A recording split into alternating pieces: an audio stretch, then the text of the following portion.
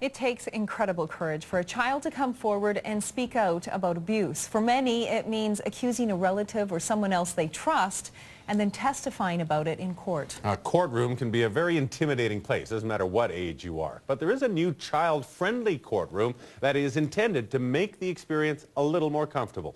Erin Isfeld joins us tonight with part 3 of her series, Protecting Edmonton's Innocence. Erin. Well, Daryl, if you've never had to testify, it is absolutely daunting.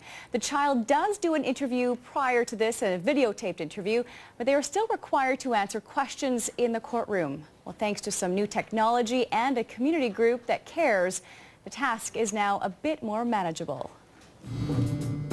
It's a building the majority of us will never have to step inside of, where the scales of justice work to protect society and its faith in the system. My lady, at this time we're going to be calling the child complainant.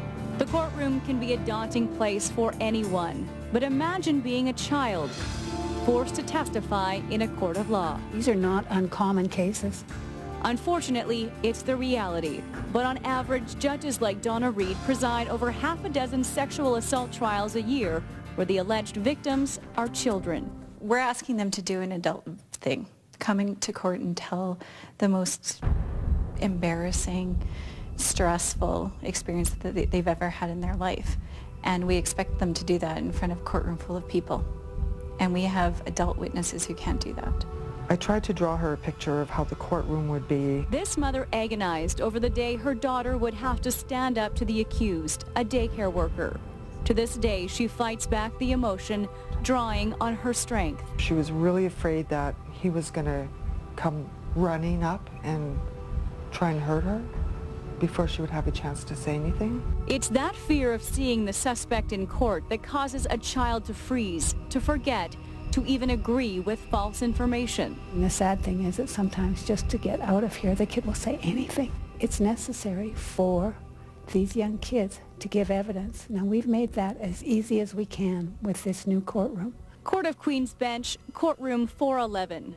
A safe, technologically sophisticated place where children are protected and made to feel at ease. It is like night and day. The old courtroom provided a makeshift shield, a simple piece of black plexiglass in front of the witness box. This is the courtroom that we used to use, and this is where the judge sat, and this is where the child who was testifying sat. It was better than nothing, but it had its faults, certainly. But now, outfitted with closed-circuit cameras and a movable shield, this room is all designed for the pint-sized witness. When they walk into the courtroom, this is all a child sees: their seating area and the judge. In front of them, monitors to watch the rest of the courtroom and any video evidence. We have 4 different witness stands. They can testify behind the wall, on 2 separate witness stands on either side of the judge, or outside the courtroom in a special room filled with teddy bears and toys, far from the suspect and the conservative nature of the courtroom. If it makes it easier for the child, it makes it easier for everybody. A more relaxed child means a stronger case for the Crown. Sometimes the accused will try to overpower and manipulate the young witness from the prisoner's box. A look could mean so much to that child and we would miss it. So this indirect contact breaks that ability to control from afar. The renovations didn't come cheap.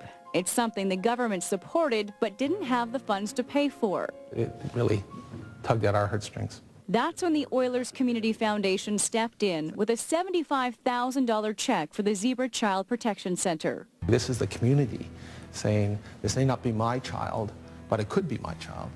So we all need to be involved to make this journey. The road will likely never be easy for these little ones, but with each little improvement, the likelihood of trauma is reduced. Really, the success is that child able to tell his or her story? And are they believed?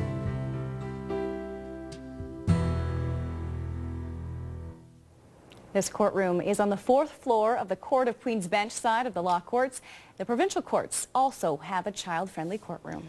Erin, we've had a lot of feedback on these features. A lot of viewers have checked in with us trying to find out how they can act because they've been inspired to want to do something. Well, several people have asked, how can we get involved in that process? We want to help these people, and certainly there are several opportunities for people, even being a foster parent, all the way to being a child advocate, as you saw in the courtroom.